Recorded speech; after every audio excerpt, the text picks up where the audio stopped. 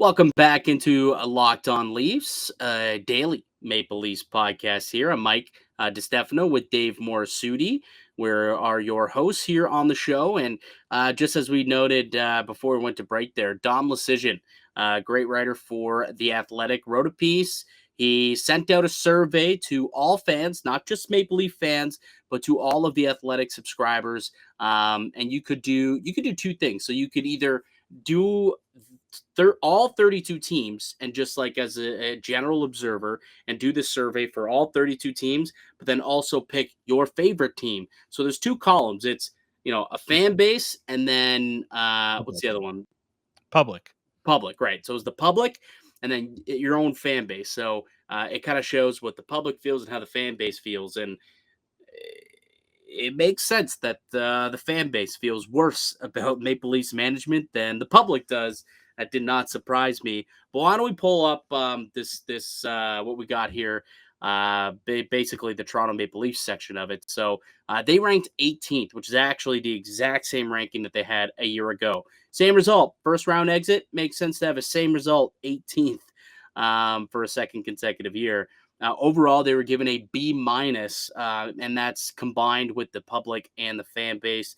The public had them as the 15th best team, and the fan base, Toronto, had them as the 20th best front office, and together that ended up ranking them at 18th overall. So let's start with the categories. For those listening, I'll name them off to you. If you're watching, you can see it right here on the screen. But for those listening, the categories that were asked, and they were asked to grade everybody from, from I think is probably from an F to an A plus, essentially, with everything in between, minuses, pluses, all that.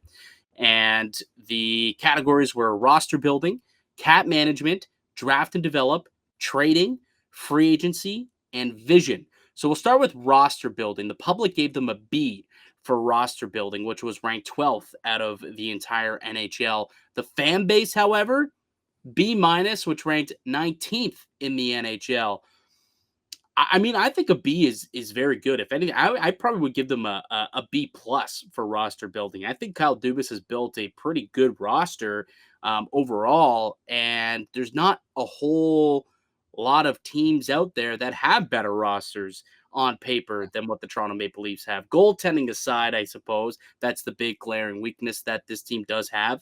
But I still think that overall, it's a pretty solid roster. And last year with 900 goaltending, they were able to outscore their problems because of their solid roster. So I think I probably would have given it a B, maybe a B plus, like on the edge of a B plus. What about you, Dave? Yeah, I'm in the same feeling there because, like, what if you look at the roster itself? What could Kyle Dubas have done differently? Really, the only goaltending. You wish you could have gotten a better goaltender. They did try it, just the deal was not there for them. Um, is it the blue line? Is that the reason why that the fan base it can't be up front? I will say that forwards top down. I thought they had four solid lines that a lot of teams wish they would have had. Defense, maybe you want some better options, especially on the right side. But other than that, I think Kyle Dubas has always found ways to address holes in creative ways. So yeah, I think a B plus is fair. It's not a perfect roster, but it's not a dreadful roster either. No. So, yeah, I think the public probably a little, they take a step back and they look at it more so at what it was than the jaded fan base, which gave them a B minus, which apparently it's the 19th, ranked 19th best roster in the NHL. Obviously, they're not the 19th best roster in the NHL. They're a playoff team and arguably, could potentially win one of the tougher divisions in the NHL, which means they're probably up in the top 10, which would be a B plus level roster. All right. Cap management is the next category. And the public, not a fan of the way that Kyle Dubas manages his cap. They gave him a C grade on average, which was ranked 22nd out of 32 teams. And the fan base, surprisingly, very surprisingly a little more bullish on the cap management situation from Kyle Dubas, ranked it a B minus, which was 19th in the NHL. Dave, do you sit with Kyle Dubas and Maple Leafs brass and their cap management? Yeah, I'm in the about the B minus there because yeah, they're very top heavy with their forwards, so that doesn't allow them to spend in other areas. But they're not sacrificing too much when it comes to the cap in certain areas because they're able to address, like, they're spending a decent amount on goaltending, they're spending a decent amount on their blue line. Up front, you wish you could have, found ways to, help with the scoring a little bit at times, but you don't really have the money to go out and get like a score. But yeah, no, I think people look at the amount of top end dollars that are being spent on this roster and are probably saying, well, they're not, like, that's just a lot of money. But if you're going to compare the Leafs to a lot of other NHL teams I'm seeing with the way that their caps are being, the salary cap is being handled, I think the Leafs do quite a better job because they're not sweating out trying to figure out how they're going to save like $8 million on the salary cap, like a team like Vegas, Tampa, like those teams. When it comes to cap management, it's like they're sweating it until the start of the season. Yeah, no, yeah, that's true. I mean, they at least they know their limit and they play within it in a way, and you can tell based on the fact that they're just not signing free agents, like their own free agents. They're like, nah, we know we're not going to be able to sign you. We're not going to be able to do much. We'll let you go. I mean, they are a couple million over the cap currently as it stands, and I'm sure obviously by the time they drop the puck, they'll be under the cap. That's part of Brandon Pridham's job is to make sure that that happens so that they can play games.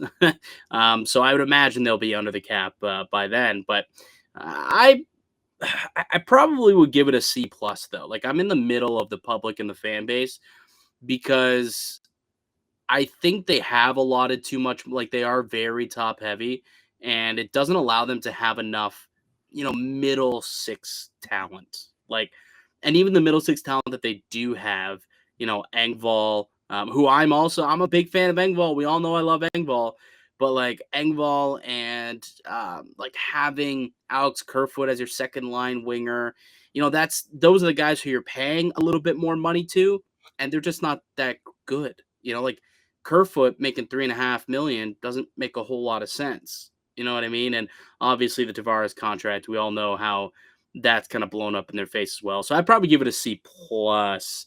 Um, yeah, C plus. I would give it. All right, next category is draft and develop. The public giving them a B minus, which was good for 15th in the NHL. The fan base not high on the drafting and development process of the Toronto Maple Leafs, giving them a C plus, which is 20th in the NHL. I'm siding more so with the fan base, and I probably would even go a little lower. I give them a C. Who the heck have they drafted and developed that's not a First round first pick. round pick? No, it's my thought process as well. I've said that a lot of the reasons why that they haven't been able to really count it on their depth is because it's not coming from players they've drafted and developed. Problem is, a lot of the guys they drafted and developed are not even in North America. We're waiting for a lot of these guys that are playing in Finland, playing in Russia, and the guys they do get here in North America, quite a few of them are, you know, they're being picked in the lower round, and higher round, like later in the draft. Like I just feel, and that's why some people were actually calling for the Leafs to pick more guys here because you got so many prospects that you have to wait for, right? Niemela, Hirvonen. I mean, now if it wasn't for his health, Amirov would have been in the same boat. A lot of these guys are just, when you're a contending team, you have to find ways to get these guys in a little bit sooner because you need to supplement your depth with some younger. I'm not going to call them cheap talent because they're actually supposed to be highly skilled talent, but you need more of that. Other teams have been able to get it. They're on entry level contracts, and you Yeah. need to be able to exploit that when you can. Yeah, like look at Colorado. I understand that a lot of it is also high picks, but they have hit on a lot of their second and third round picks. Dude, the staple to me is the Tampa Bay Lightning. Yes. right? Like Palat, 7th round pick, Brain Point, 3rd round pick, Ross Colton, mid-round pick, right? Like they've got so many guys out there. Chernak was traded for actually, but they've got so many guys who were mid to late round selections who have turned out to be, decent NHLers for him. Like Tyler Johnson was a late pick. Killorn was a later pick. Like they just find a whole bunch of guys late in the drafts and they develop them really, really well, and they end up turning into players for them. Are they the top talents of the Austin Matthews? Like, I mean, one guy they were able to turn into a top line talent, Braden Point, but they don't have to be. They could be Andre Palat. I would love for the Maple Leafs to find an Andre Palat in the 7th round. Like Andre Palat is a better player than Pierre Engvall, who was drafted in the 7th round. You know what I mean? Like that's the difference. We could draft Pierre Engvall's bottom 6 guys and develop those bottom 6 players, but they're not developing the high end stuff. Now, I'll say this because we've probably gone too long by noting, yes, I understand they have drafted Nick Robertson, they have drafted Matthew Nyes, who we assume will have decent careers and will develop into good NHLers. But at this moment in time, they've yet to actually do that.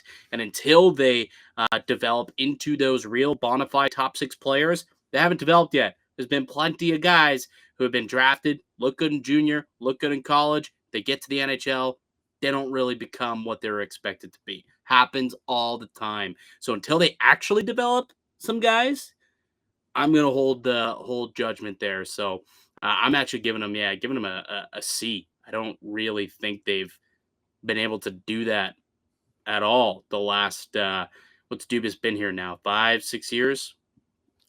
I give it since 2017, 2018. Yeah. Yeah. So all right. Trading.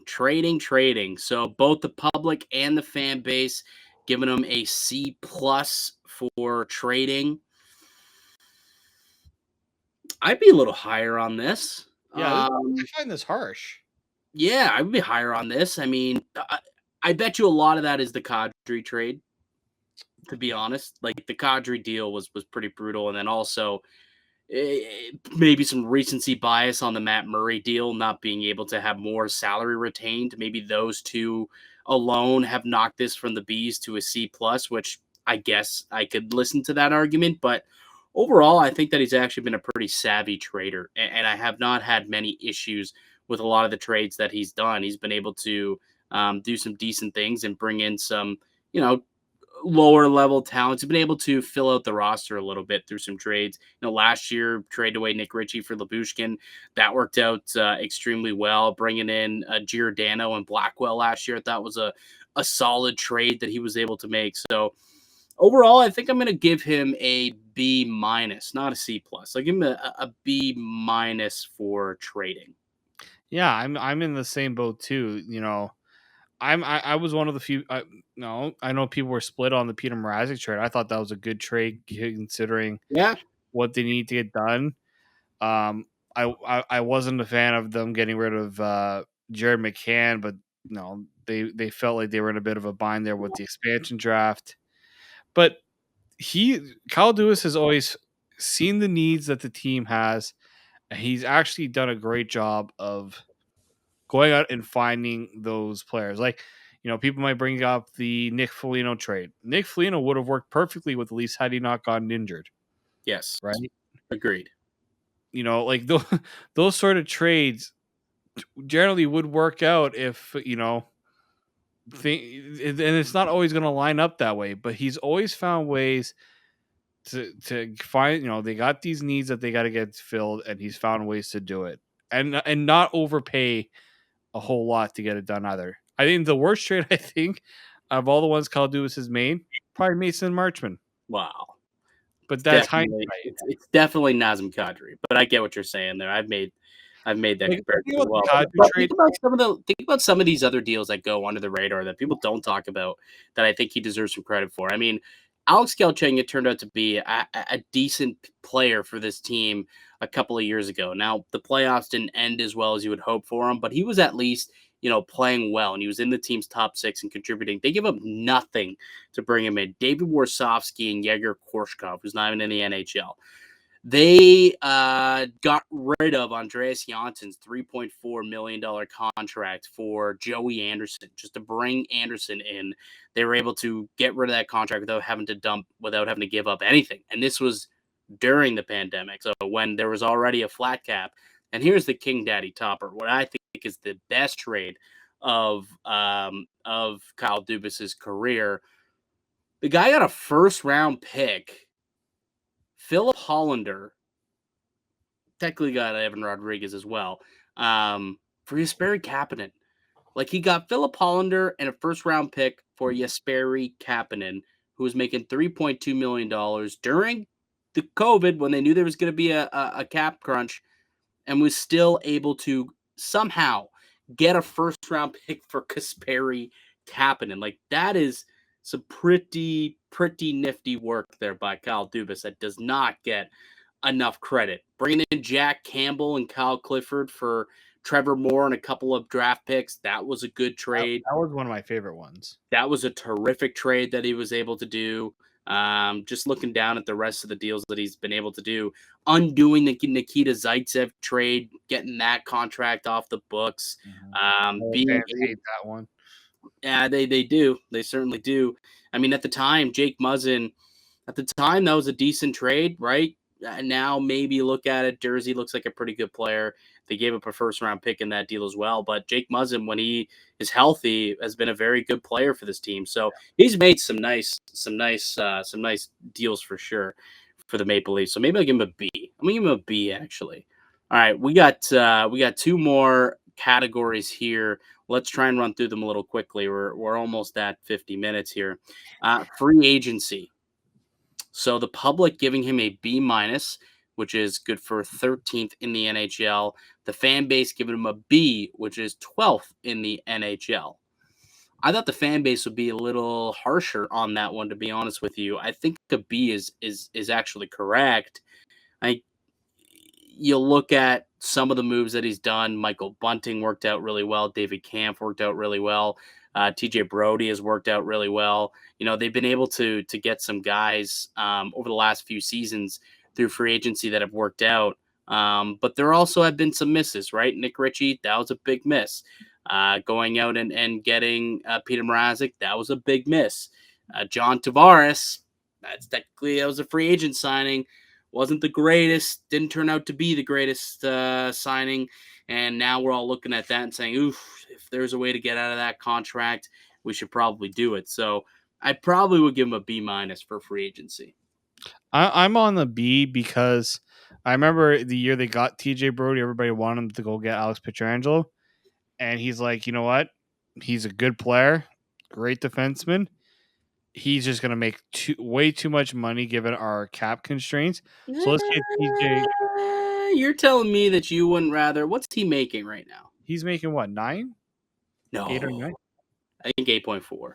Maybe 8 million. I don't know, man. An extra $3 million. Maybe I'd be willing 8.8. 8.8. That's quite high. Like, considering the option they ended up getting was TJ Brody, I don't hate that. It's worked out. Definitely has worked out. Like, I wanted Alex Pietrangelo because I wanted them to get that bona fide right shot defenseman. 8.8 was just high. If they didn't have all these other contracts, like if you swapped out Pietrangelo for Tavares, you're probably liking that a little bit more. Yeah. So, but I do think he in my opinion he's around a B for me, just because he has made some decent signings. The handful that you can count on, basically count on my one hand that hasn't worked out. He has found ways to not let it cripple the team, and I think that's crucial. Yeah, I think I would agree. I'm just trying to bring up his list of free agent signings to see if I could see who he has signed as free agents, though. I want to see UFAs. These are also like extensions, though, so not technically re-signings. Yeah, that I'm looking at here, but he signed. No, let's just see. This is like Toronto Maple Leafs. Okay, Dubas, but has when he was in AGM though. A lot of these signings that he was making, but I think he's done an okay job. An okay job. But Yeah, he's kind of been hamstrung too the last couple of years. Also letting guys walk, um, not being able to get anything for him. So the approach to free that's agency more of like maybe not asset always as well. management more so than free agency. But yeah, I get what you're saying. Yeah. The final category here is vision. So are they sticking to the vision? And is the vision a good one? The public giving them a B minus, which is good for 11th in the NHL. The fan base also giving them a B minus, which was 19th according to the fan base rankings here. The team's vision. Do you like the team's vision, Dave? Are they sticking to it? Is it working? What are your thoughts? I'm in a B minus because I think that at times he's been totally sticking to like he's a guy that's trying to stick to what he believes will work. I give him a lot of credit for that, but there are times where I feel like you need to tinker. Um, you know, but I give him a lot of credit for sticking with it. Do I agree with the vision? Um, I do, but I'm not totally sold on it just because it hasn't the results haven't been there. So how can you be totally on board with the vision when the results haven't been there? But I also think his vision of what we've seen from Kyle Dubas over these last few years has been better than a lot of other GMs that the Leafs have had, and like since really Pat Quinn, if I'm going to be honest here, because those like that's what I equate to. His vision has been a lot better. Obviously, he inherited a team that had some good players, but he's also had to build a lot of other things too. And I think he's done a pretty good job. I think he has had some misses, but I think his vision has been. So yeah, I'm in like that B minus range. I don't think the fan base is too far off on that. I think they are quite far off. I think you're quite far off. I'm much higher than you on this. Oh, B plus. I like it as a B plus and like B plus inching to an A minus. The vision I think is exactly where it needs to be. I like the process. I haven't liked the results, but the process is sound. What he has done and the vision that he has for this team, I think is sound, right? Like, and even every time there's a hole in this roster, he typically does a really good job of plugging that hole, right? Like last year, it was they need another defenseman. Okay, let's go and get Mark Giordano. Right. Oh, we also need a fourth line center. Okay, let's also bring in a Colin Blackwell to help that out as well. The year before, what do we need? We need like a versatile player who can play center, can play the wing, but also has, some jam to him. All right, let's go get Nick Foligno. The year before, what do we need? We need a backup goaltender with Freddie Anderson. Okay, let's go get Jack Campbell. The year before that, what do you need? We need someone, a defenseman who's got some jam, some ruggedness to him. All right, Jake Muzzin, let's go and get him and pay for him. Like he has a vision, he knows what he wants, and he goes and he does it. He gets it. The problem is the results have not come. And I don't think that's his problem, to be honest with you. I think on paper, this team should win a lot of games. They should have won the series in Columbus. They should have won the series in Montreal. They should have won freaking the series against the Tampa Bay Lightning this past year. They were a goal away from doing that in overtime in game 6. So I like the vision. I think he should keep going towards it. But at some point, whether if it's coaching or if it's, the players just not executing properly, the results has to start coming. But I do like what he wants to do on paper.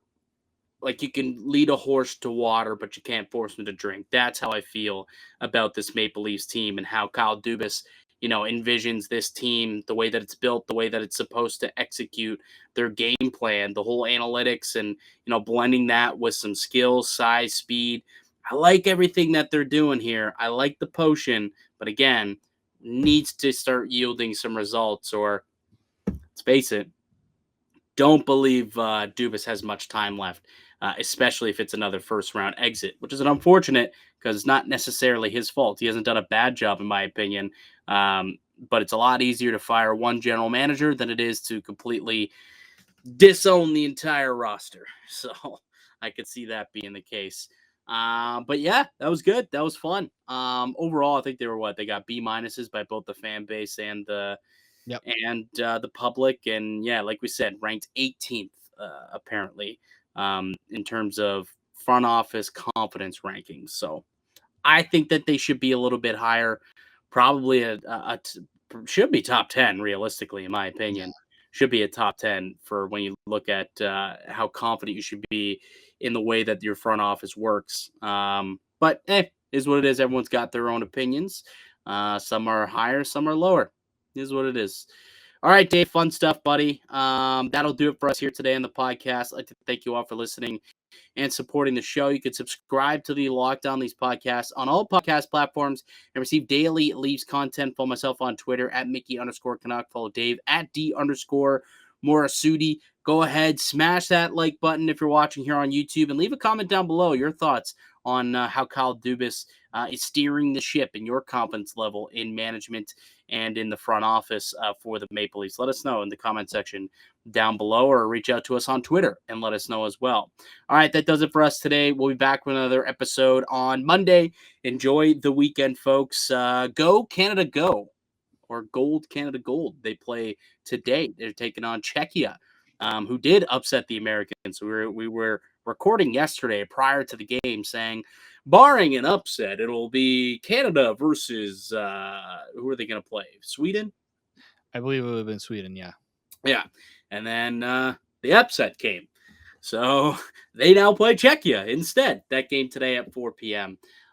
So you can watch that on TSN. We will, and then the gold medal game will be on Saturday or Sunday. I think it might be Sunday. I think it's usually Sunday. So. Yeah, so it'll probably be on Sunday, which means we'll break it all down for you on Monday. So we'll be back with another episode then. But until then, keep it locked right here on the Locked On Leafs podcast.